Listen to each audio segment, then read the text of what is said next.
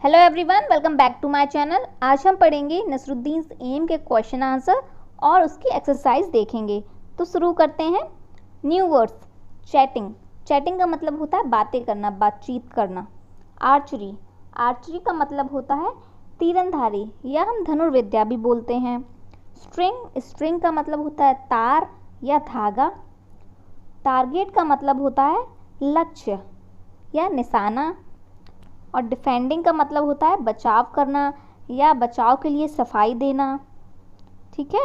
और अमेजमेंट का मतलब होता है अचंबा, बहुत बड़ा अचंबा में आना। ठीक है। और ट्रियम्फेंटली का मतलब होता है विजय की घोषणा करना। अब हम इसके क्वेश्चन आंसर्स देखते हैं। तो फर्स्ट क्वेश्चन है, what did Nasruddin boast about. जो नसरुद्दीन था वो किस बात के लिए अपनी बड़ाई कर रहा था। तो इसका आंसर होगा Nasruddin boasted about his skill in archery. वो अपनी स्किल्स, जो उसकी आर्चरी में स्किल्स थी, उस चीज़ की बड़ाई कर रहा था। अब क्वेश्चन सेकंड है, why did Nasruddin take someone else name each time he miss the target. वो क्यों बार बार किसी दूसरे का नाम ले रहा था जब भी उसका निशाना नहीं लग पा रहा था। तो इसका आंसर होगा Nasruddin took someone else name each time he miss the target to defend himself, to save himself from failure. वो किसी दूसरे का नाम इसलिए ले रहा था क्योंकि वो खुद को बचा रहा था, बचाव कर रहा था, खुद को सेव कर रहा था कि दूसरों के सामने उसको हार ना मानना पड़े। अब क्वेश्चन थर्ड है, why did Nasruddin say it was my aim the third time. तो आंसर होगा Nasruddin said it was my aim the third time because this time arrow hit on the right target. उसने तीसरी बार में ये इसलिए बोला कि ये मेरा एम है क्योंकि तीसरी बारे में जो उसका बाण था वो एकदम निशाने पे लगा था। अब क्वेश्चन 4 देखते हैं। Do you think Nasruddin was good at archery. क्या आपको लगता है कि जो नसरुद्दीन था वो आर्चरी में गुड था, अच्छा था। तो हमको तो नहीं लगता। तो इसका आंसर होगा no, I don't think that Nasruddin was good at archery. अब नेक्स्ट देखते हैं। नेक्स्ट क्या दिया, वर्ड बिल्डिंग।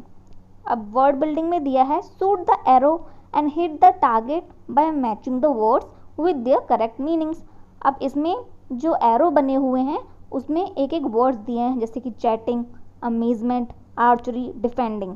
अब अभी मैंने इसकी आपको वर्ड मीनिंग बताई है, तो इसको राइट जो इसकी मीनिंग होगी उससे आपको मैच करना है।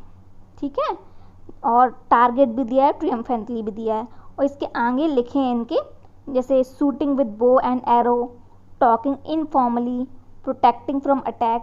तो ये सारे इनके मीनिंग्स दिए हैं जिसको आपको सही वर्ड से मैच करना है। तो इसका हो जाएगा जैसे कि चैटिंग। चैटिंग का मतलब होता है, मैंने बताया आपको, बातचीत करना। तो इसका हो जाएगा टॉकिंग इनफॉर्मली। ऐसी अमेजमेंट का मतलब होता है अचंभे में पड़ना, मतलब आश्चर्य करना। तो इसका हो जाएगा ग्रेट सरप्राइज। आर्चरी। आर्चरी का मतलब होता है धनुर्विद्या, मतलब जिसको धनुष बाण की बहुत अच्छी नॉलेज हो। तो shooting with a bow and arrow.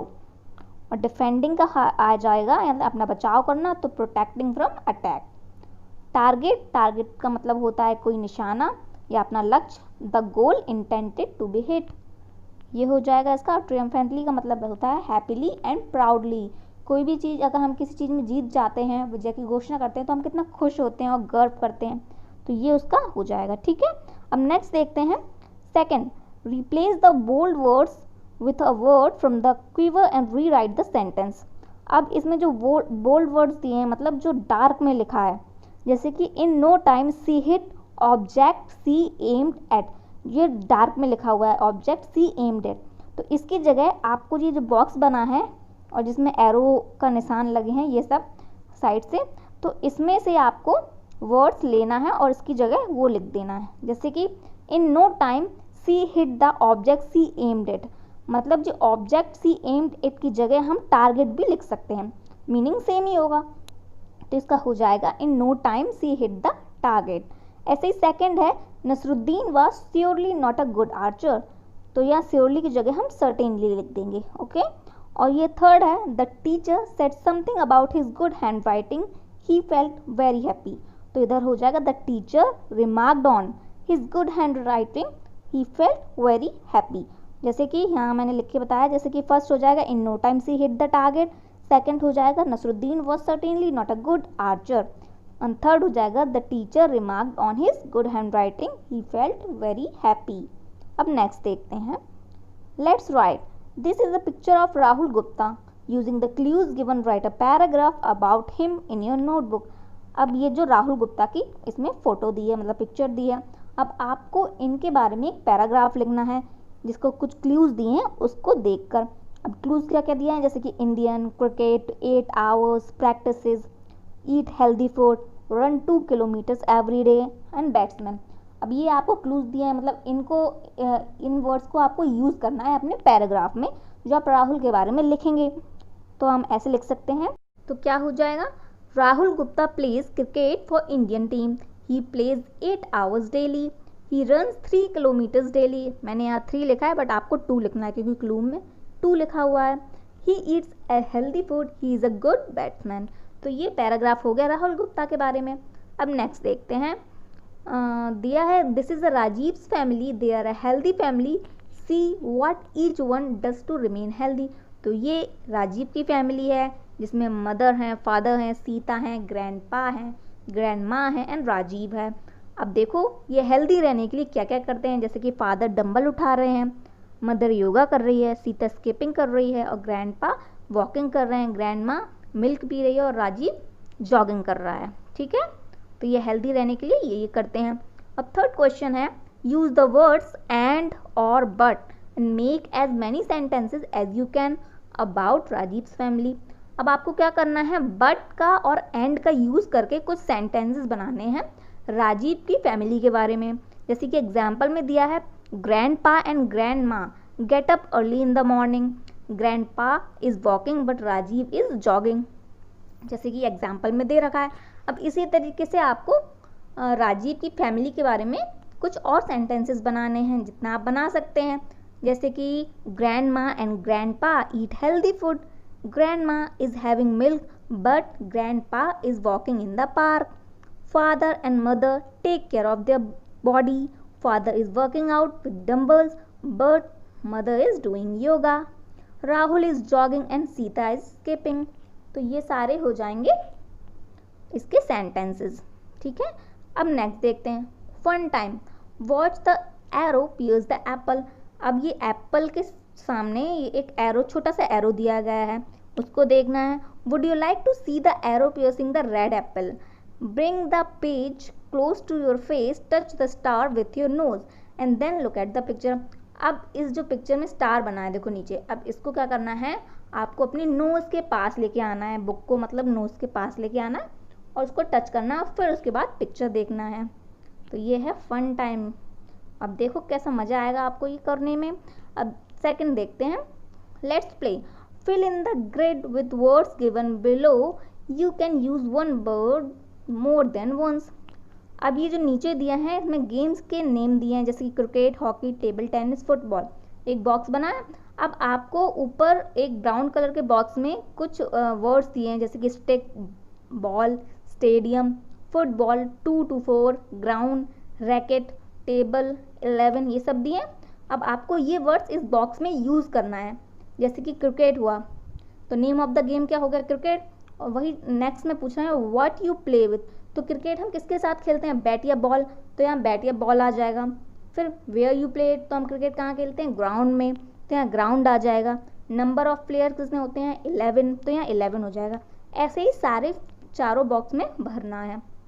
जैसे कि हॉकी, हॉकी का लिया तो हॉकी में हम किसके साथ खेलते हैं, व्हाट यू प्ले विथ, तो स्टिक के साथ खेलते हैं। और कहाँ खेलते हैं, ग्राउंड में, और कितने प्लेयर्स होते हैं, 16, तो ये हो जाएगा। ऐसे ही क्रिकेट में हो जाएगा। ठीक है, अब टेबल टेनिस, तो टेबल टेनिस किसके साथ खेलते हैं, रैकेट के साथ। और कहाँ खेलते हैं, टेबल पे, और कितने लोग होते हैं, 2 to 4, मतलब 2 या 4। ठीक है, अब फुटबॉल, तो फुटबॉल किसके साथ खेलते हैं, फुटबॉल के साथ। और कहाँ खेलते हैं, ग्राउंड में, और कितने प्लेयर्स होते हैं, उसमें भी 11 प्लेयर्स होते हैं।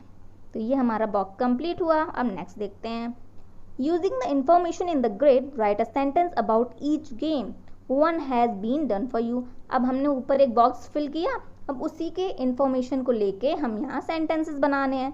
जैसे कि एक इनमें इन्होंने एग्जाम्पल के रूप में दे दिया कि आपको कैसे लिखना है। जैसे cricket is an outdoor game, we play it with a bat and a ball, there are 11 players in this game. अब इन्होंने क्रिकेट के बारे में कुछ थोड़ा सा बता दिया, अब ऐसे ही हमें अदर्स गेम के बारे में यहाँ लिखना है। तो ऐसे लिख सकते हैं, hockey is an outdoor game, we play it with a stick and a ball. ऐसे ही सेकेंड का लिखेंगे, table tennis in an indoor game, we play it by using table, a racket and a ball. ऐसे third हो जाएगा, football is an outdoor game, we play it with a football. ठीक है, हो जाएगा ये। अब नेक्स्ट देखते हैं, थर्ड क्वेश्चन दिया है, the following words are used in various sports, list them under the sport that they are used in. अब यहाँ कुछ वर्ड्स दिए हैं जैसे googly, goal, LBW, penalty, free kick, penalty corner. अब ये जो वर्ड्स हैं वो स्पोर्ट्स के गेम्स में यूज़ किए जाते हैं। तो यहाँ गेम्स के नेम लिखे हैं, हॉकी, क्रिकेट और फुटबॉल, और इसमें बताया गया है कि सम वर्ड्स में B use in more than one game. कुछ कुछ वर्ड्स हैं जो एक गेम से ज़्यादा गेमों में यूज़ कर सकते हैं हम। तो इसका ऐसे हो जाएगा, जैसे हॉकी, हॉकी में हम क्या क्या यूज़ करते हैं, गोल, पेनल्टी, कॉर्नर, ये दो चीज़ हम हॉकी में यूज़ करते हैं। क्रिकेट में गुगली, LBW, और फुटबॉल में गोल, पेनल्टी, फ्री किक। तो ये हो जाएगा। ठीक है, तो ये हमारे क्वेश्चन आंसर्स हो गए। आई होप आपको अच्छे से समझ आया हो। अच्छा लगा तो प्लीज़ वीडियो को लाइक करें और ज़्यादा से ज़्यादा शेयर करें और सब्सक्राइब करें हमारा channel. Thank you for watching.